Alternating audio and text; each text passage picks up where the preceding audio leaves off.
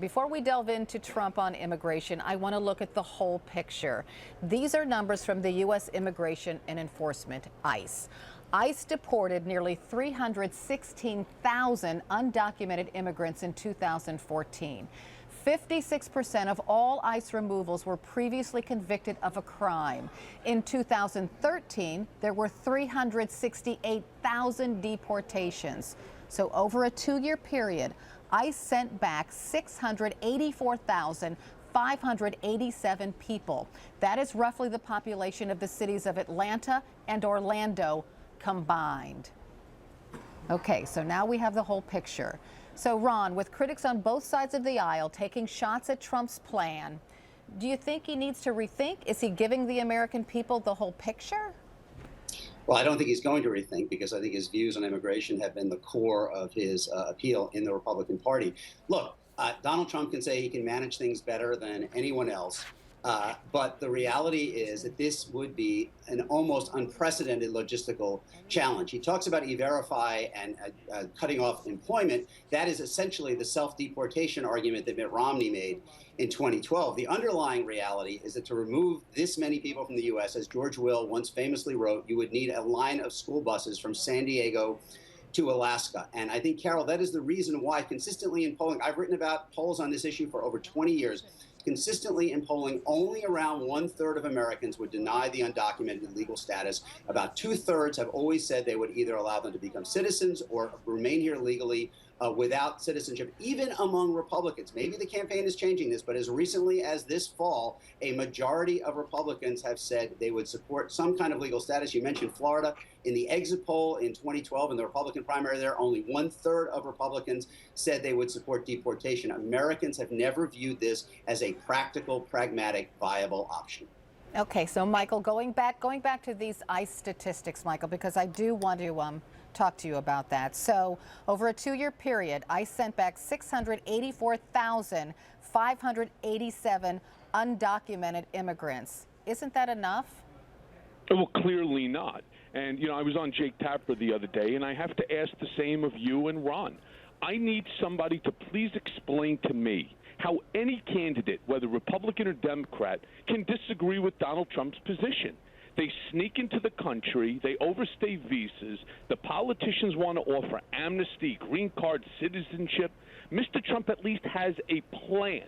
He believes in immigration, but not illegal immigration. And the single most important function of the United States president is to ensure our national security. And that's going to require Okay, so let's stop there. Let's stop there, Michael. Let's stop there. Let's stop there, Michael. This ICE statistic, but we don't know who these people are.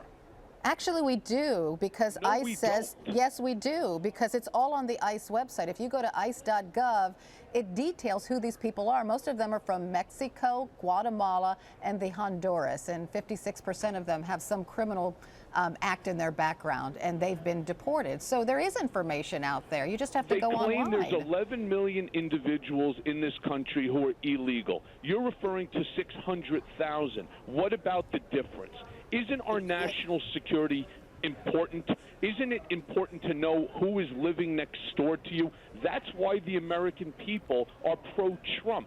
That's why this entire issue is resonating with the American people the way that it is. Ron, do you agree with that? Is it more that Donald Trump is telling the whole truth, or is it just Donald Trump is scaring people? Well, look, I think there's no question that this is resonating with a portion of the Republican base, particularly non-college Republicans, which is the core of Donald Trump's strength. But there is much, as I said, even a majority of Republicans consistently in polling have not viewed deportation as a practical answer. And I would love to ask Michael 2 questions. One, you know, Donald Trump and you have just talked about his support for legal immigration. If you look at the report, you look at your own position paper on immigration on your website, the first policy paper he put out, he calls for a pause in legal immigration. A pause in legal immigration, essentially a moratorium on legal immigration to allow the argument that those legal immigrants are taking jobs from Americans. If he supports legal immigration, why does he want a moratorium on legal immigration? Ron, at least Donald Trump has a plan. None of these other individuals have a plan. But The does he reason support is a you have moratorium on to legal stop the immigration? bleeding. You have to stop the flow into the country to figure out what's Including legal really immigrants. going on. You all talk Including about it legal as if you immigrants. really know what's going on in the numbers.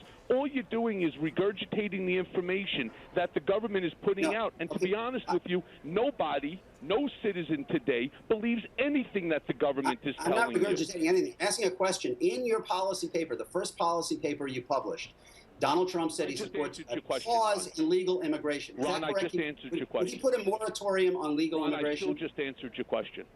You didn't say anything about legal immigration. Does he support a moratorium on legal immigration? should And ask if Donald so, Trump. How does that mean he supports legal immigration? He supports legal immigration. What the supports a problem moratorium. is that you have too much going on where nothing has been done for too long. He needs to stop the situation. You need to evaluate quickly, which is what Donald Trump does better than anyone, and he needs to figure out how to fix it. That's what somebody needs to do. All right. And the only one gotta- who's capable of doing it is Donald Trump. All right, I got to leave it there. Ron Brownstein, Michael Cohen, thanks to both of you.